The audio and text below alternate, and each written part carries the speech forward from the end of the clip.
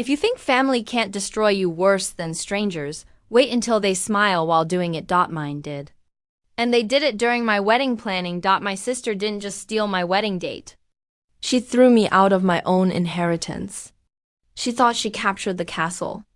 She didn't realize I was the one holding the master key to the entire kingdom. My sister didn't just steal my wedding date. She threw me out of my own inheritance. She thought she captured the castle. She didn't realize I was the one holding the master key to the entire kingdom. We stood in the entrance hall of Holloway Manor, the estate my grandmother had always sworn would be mine. Lauren, my younger sister, glided her palm along the polished mahogany banister, her lips pulling into that perfectly curated influencer smile she'd practiced for years. "I'll be using the manor for my reception," she declared. Voice light as if we were discussing weather. "It matches my aesthetic better than yours." Before I could inhale enough air to respond, my mother jumped in, as if rehearsed. "It's logical. Megan, Lauren needs the venue for her sponsors. You understand that? Don't you?" I stared at them. The silence in the foyer wasn't peace. It was a theft in slow motion. Have you ever had something precious taken from you by your own blood? Not because they deserved it, but because they assumed you wouldn't fight back. If so, tell me your story in the comments. I read every single one. To understand why I didn't erupt, why I didn't scream or break down, you need to understand my existence. I handle disaster for a living. I'm a crisis manager for a global tech empire. When a CEO destroys their reputation at 3 a.m. with an idiotic tweet, or a data center spontaneously combusts in Silicon Valley, I'm the one whose phone rings. I don't unravel. I don't panic. I fix. My entire life is built on cleaning catastrophes I didn't cause. The world throws chaos. I process it, I organize it, and I neutralize it, but inside my family. That ability didn't make me exceptional. It made me useful. Lauren was the show pony. I was the stable worker keeping her groomed and shining. She was 26. A lifestyle influencer with 200,000 followers and not a cent of real income.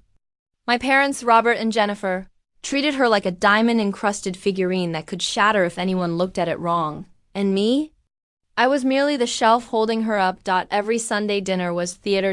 My mother gushed about Lauren's new highlights or her new discount code for teeth whitening strips. "Look how she glows," she'd squeal. Meanwhile, she slid a pile of unpaid household bills across the table toward me. Double quotes. "Megan, take care of these. You're reliable." Reliable, that word used to feel like a compliment. Now I know it's what people call you when they want to use you without guilt. But the manor, that was different. Holloway Manor wasn't just architecture. It was the only place I ever existed without being overshadowed. My grandmother, a woman made of steel and pearls, used to walk the gardens with me. She didn't care for Lauren's dramatics or crocodile tears. She valued order, competence, clarity. She once told me, "Megan, people admire the flower, but a house stands because of its foundation. And you, my dear, are the foundation."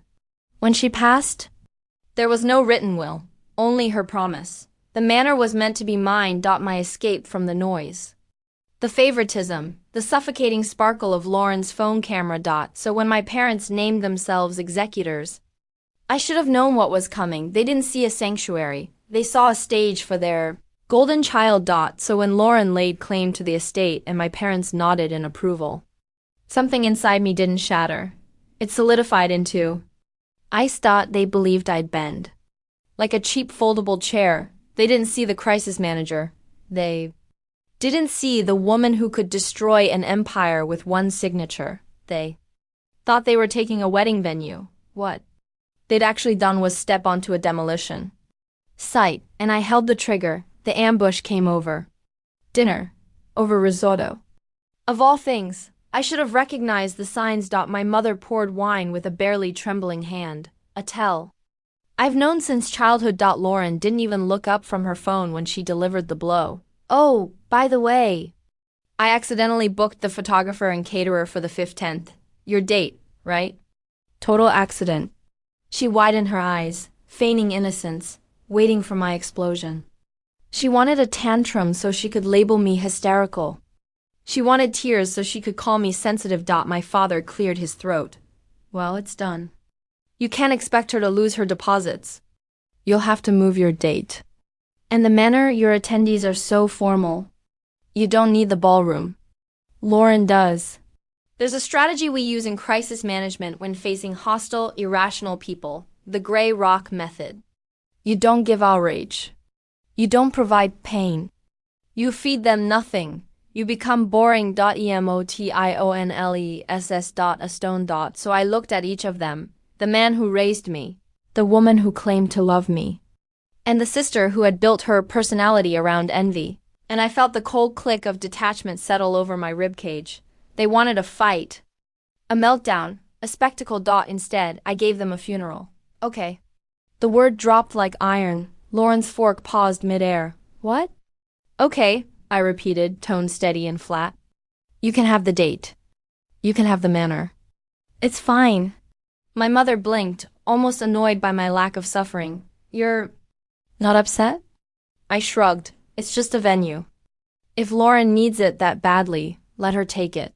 I calmly cut the mushroom on my plate and chewed. The silence that followed was suffocating. They had sharpened their guilt trips, rehearsed their emotional knives, and I had simply walked away from the battlefield. I finished my meal, wiped my lips, and stood. I have an early morning. Send me the transfer paperwork for the venue. I'll sign it tomorrow. I walked out without glancing back. I didn't drive home. I drove out of the city, to where skyscrapers faded into stars, and there he stood. Joshua. He waited in front of a towering skeleton of steel and glass, breath fogging in the frigid air, his masterpiece. The glass conservatory, unfinished but magnificent. Holloway Manor was heavy wood and velvet and secrets. This place was honesty, light, and sky held together by steel. Joshua read my expression and his jaw tightened. They took it, didn't they? I nodded. He kicked gravel so hard it skidded. I'm going back there. I'm telling them, no. I cut him off. He stared at me, startled by my composure. I don't want the manor. Joshua. I looked up at the glittering frame of glass reaching into the night sky. I realized something tonight. That house is full of dust and ghosts who never loved me. Why was I fighting to be queen of a graveyard? I took his hand. I don't want their past. I want our future. I want to get married here. He looked around the unfinished structure. Here? But it's transparent. Exactly. I whispered. No secrets. No shadows. Just us and the truth. He hesitated. And the guest list? I smiled. A real smile for the first time in weeks. Oh, the guest list is changing. They wanted the manor? They can have it. But they forgot something. A venue is just a building. A wedding is about the people. And the people who matter, the people with power. They don't follow my parents. They follow me. I squeezed his hand. I'm not just changing the location, Joshua. I'm changing the entire game. The next morning I didn't beg. I didn't negotiate. I walked into my office at 7 a.m. sharp. The city beneath still fogged in early haze. My assistant tried to hand me coffee in sympathy. She'd heard all about the venue drama, but I waved her off. I didn't need comfort. I needed leverage. I opened my laptop and accessed the confidential folder on the Anderson merger. Mr. Anderson, the billionaire founder of a tech titan, was scrambling to finish a $50 million acquisition. Reporters were haunting his every move. He needed a location for the signing that was airtight and invisible. I dialed him. He answered on the second ring. Voice ragged with stress. Megan, please tell me you found a secure location. The press has barricaded my estate. I spun a pen slowly between my fingers. Leaning back in my chair, I found something better, I said. A ghost event. Silence. Explain. I inhaled calmly. My wedding. It'll be at the new glass conservatory. Private land, active construction zone, clearance-only entry. No press, no leaks. We disguised the signing ceremony as a toast during the reception. You get your merger. I get my security detail. There was a long pause. Then I heard a low chuckle. You're turning your own wedding into a corporate black ops site? He asked, impressed. I smiled at my reflection in the monitor. I'm maximizing assets. See, do we have a deal? We have a deal, Hesed. Make it happen. I hung up and cracked my knuckles. The deal was done. Now came the redirect. I opened the master guest list database. This was where the war would be won, not with screaming matches in a dining room, but with data. My parents thought a wedding was about the centerpiece. They didn't understand that a wedding at this level was about networking. My guest list wasn't just family friends. It was the constellation of power, as my industry called it. CEOs, venture capitalists, department heads. The people my parents had spent their entire careers trying to impress. The people whose validation they craved, like oxygen. These people were coming because they respected me. The crisis manager. Not because they liked my mother's cocktail parties. It drafted a single encrypted email. Subject: urgent update, private Venmo change. The text was brief, professional, and absolute due to security concerns regarding high-profile attendees. The location has been moved to the Glass Conservatory. Please discard previous invitations, strict NDA in effect. I hovered my finger over the enter key. I knew exactly what this would do. The moment I sent this, I was effectively splitting the reality of the day in two. My prince and Lauren would go to the manor, expecting a coronation. The real power would come to me, expecting a merger. I didn't hesitate to click send. The progress bar flashed across the screen, sending the update to the 50 most powerful people in the city. I watched the delivered receipts pop up one by one. Ding, the VP of Operations. Ding, the city councilman. Ding, Mr. Anderson's entire board of directors. Each notification was a nail-in. Thick a fan of my sister's perfect day. Ange didn't even know it. I sat back watching the screen glow. It was terrifyingly simple. My parents had spent years teaching me to be invisible, to work in the shadows, to fix things quietly. They thought they had trained a servant. They didn't realize they had trained a ghost. And now the ghost was rewriting the script. They could keep the manor. They could keep the dust and the history. I had the future. And in 24 hours, they would find out that you can't pay the bills with aesthetic. Few weeks before the wedding, the silence from my end was absolute, but the noise from theirs was deafening. My phone became a vibrating grenade on the corner off my desk. Buzz, buzz, buzz. Lauren was beginning to panic. The save the dates for the manor had gone out, but Thirstbees weren't coming back. At least not ones she wanted. The influencers were saying yes. Of course, they'd go to the opening of an envelope if there was an open bar. But the heavy hitters, the investors, the politicians, the people my parents needed to secure a loan for their struggling business, radio silence. I watched the notifications roll in. Mom, Megan, did you talk to Mr. Carter? His secretary said he's busy. Dad, why is the concealment declining? You said you'll handle the invites. Lauren, fix this. You're sabotaging me. I didn't reply. I didn't explain. I just archived the messages and kept working. It was cruel, maybe, but it was also physics. You can be in two places at once.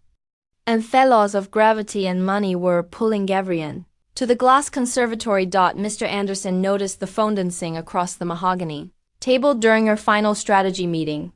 He paused, capping his fountain pen. You know, Hesed, his voice low and thoughtful. I've been watching this play out. Your prince, they're drowning. And you're the only life raft they have. But they keep punching holes in you. Why? I looked out the window at the city skyline. I don't know. I admitted I've spent my whole life trying to be the good investment. Reliable, low maintenance, high yield. Lauren is volatile. She crashes constantly. She costs them a fortune in pride and money, but they keep doubling down on her. It doesn't make sense. Anderson leaned back, steepling his fingers. It makes perfect sense. Megan, in economics, weckle at the sunk cost fallacy. He frowned. Throwing good money after bad. Exactly, he said. Your parents have spent 26 years investing every ounce of their identity. Their ego, And they're open to the idea that Lauren is the special one. She is their flagship product. To admit now that she's a failure, and that the invisible daughter was the real asset all along, who would emotional bankruptcy? They can't afford to be wrong. So they will keep investing in the loss until it destroys them. I stared at him. It hit me like a physical blow. They weren't loving her. They were protecting their own bad bet. They weren't rejecting me. They were rejecting the evidence of their own mistake. It wasn't personal. It was just bad business. The phone buzzed again. Mom calling for the first time in my life. I didn't feel the urge to answer. I didn't feel the need to fix it, to soothe them, to find the councilman and beg him to go to the manor just to make me mother smile. I looked at the screen glowing with the demand for my attention. I thought about the glass conservatory waiting for me in Light. I thought about Joshua. I thought about the $50 million merger that was about to happen because I was competent, not because I was special. I'm donating their books, I said softly. Anderson smiled. A shark-like grin of approval. Good, cut the line. I picked up the phone. I didn't answer. I tapped the settings icon. I scrolled down tough contact list. Mom, Dad, Lauren. 1v1. I pressed the red text at the bottom of the screen. Block caller. Block caller. Block caller. The phone stopped vibrating. The silence that followed wasn't empty. It was heavy. It was the sound of a bridge collapsing into the sea. And for the first time, he wasn't standing on it. I was safe on the other side. I put the phone down. So I said, turning back to the merger file, let's talk about security for the entrances. The wedding day arrived like a split screen in a disaster. Movie on one city of town at Holloway Manor. The air was thick with dust and desperation. My contact at the catering company, a friend I'd tipped off months ago, texted me updates. It was a ghost town. The grand ballroom draped in thousands of dollars of velvet and roses was empty. The influencers Lauren had invited were there.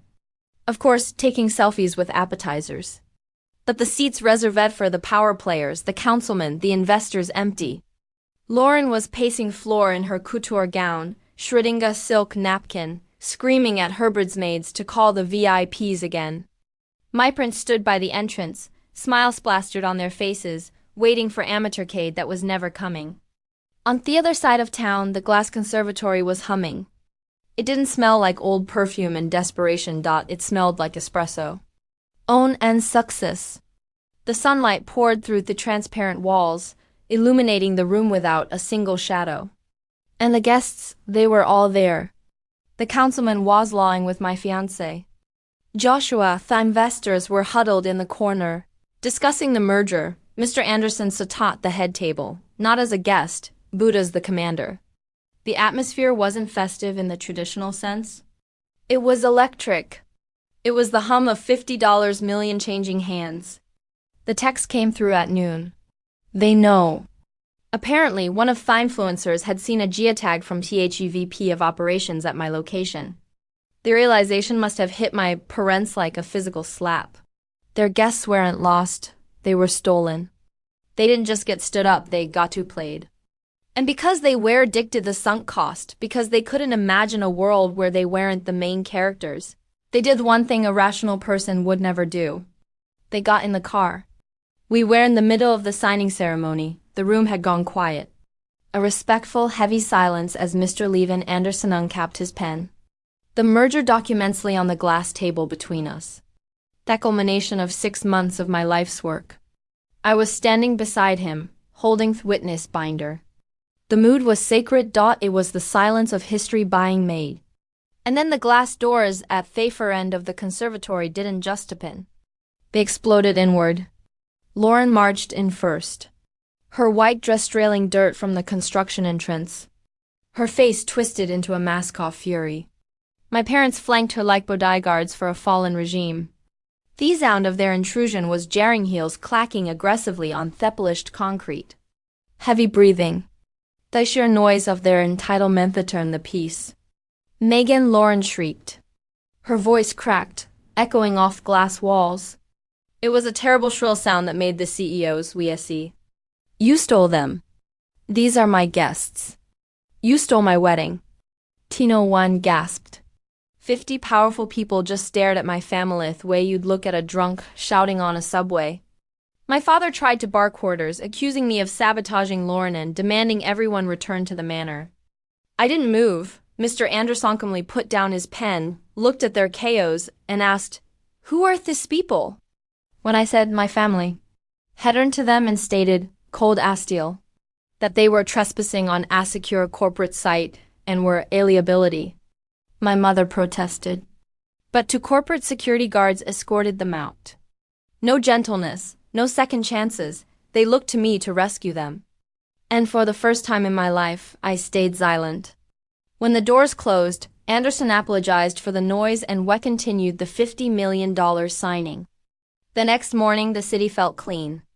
My phone, usually buzzing with their crisis, was silent. For the first time in 29 years, the anxiety was gone, replaced by something steady ownership. I knew what exile looked like in my industry. Overnight, the Reds became a cautionary tale. Volatile, untrustworthy, radioactive without the connections I'd provided. Their precious manor was just an overpriced shell. I sipped my coffee and imagined them sitting in that dim dining room. Stunned, panicking, realizing the fixer wasn't coming. But I had finally learned the truth. Real boundaries aren't loud. They're distant. Power isn't winning the argument. It's refusing to show up for it. In Thundo reflection, I didn't look like their scapegoat anymore. I looked like a woman who closed a massive deal and severed a toxic limb in the same day. When Joshua hugged me and asked if they'd return, I told him they couldn't. I hadn't just locked the door. I'd move house. The glass conservatory wasn't just a venue. It represented the life he chose. Transparent, strong, elevated above their mud. Their old currency, guilt, pressure, shame no longer worked here. I changed my number without checking. Missed calls. One click and the final thread snapped. They kept the manor and all its dust and ghosts. I kept my peace. In the end, Mrs. Sister was right. Appearance matters. She chose the illusion of power. One should see the structure of it. Silence isn't empty. It's the sound of boundaries settling. The sound of a life that's finally yours. If you're building your own glass house, your own peace, hit subscribe. I'm Megan, and this is what freedom sounds like.